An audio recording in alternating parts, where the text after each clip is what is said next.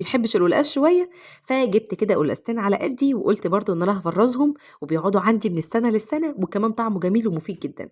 جبت إيه بقى، طبعًا جنبي الفوطة عشان كل شوية أمسح و آآ أجفّف القلقاس، لإن طبعًا ما ينفعش ولا نقطة مَيّة تكون على الترابيزة.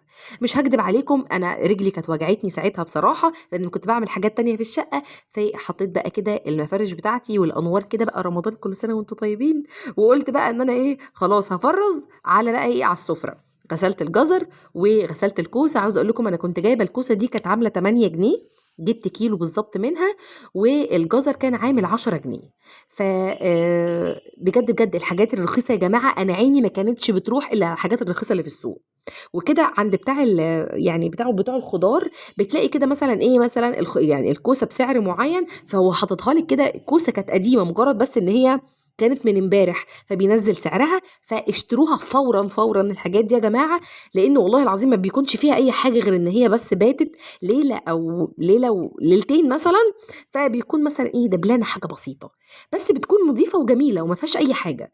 ف جِبت بقى الكوسة، وجِبت كمان منها الجزر، وكانوا حلوين جدًا، جدًا، جدًا، ومش هيقولوا لِك لأ في التفريز. هنا بقى بدأت بقى إن أنا كده أقطّع القلقاس، وطبعًا بنتي حرفيًا طلّعت عينيّا وأنا باقطّع القلقاس.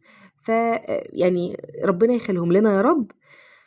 بس والله العظيم يوم التفريز ده بجد، بجد يا جماعة كان يوم تعب أوي، أوي، أوي. تعبت جدًا. أنا عايزة أقول لكم أنا جيت من بعد الضهر، من بعد ما قُمت يعني فطرت وكده، ونزلت السوق. جيت مثلًا على بعد الضهر كده، عقبال ما جبت بقى الحاجات دي وخلّصت، عايزة أقول لكم إن أنا ما خلّصتش غير الساعة 03:00. الساعة 03:00. طبعًا أنا باعمل الحاجات دي طبعًا في صويت وفي زعيق وفي يا بخت وفي حاجات كتيرة أوي.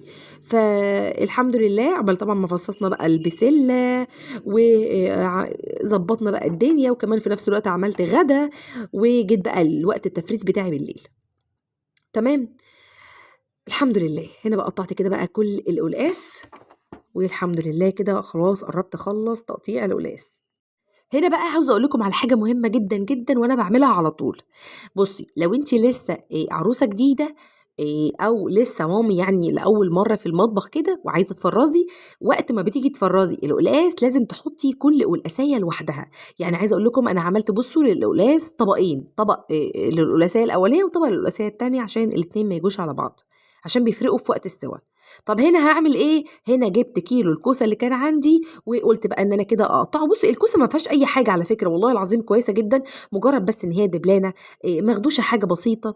المهم قُلت بقى إن أنا كده أقطّع كل الكوسة كده وأخلص منها،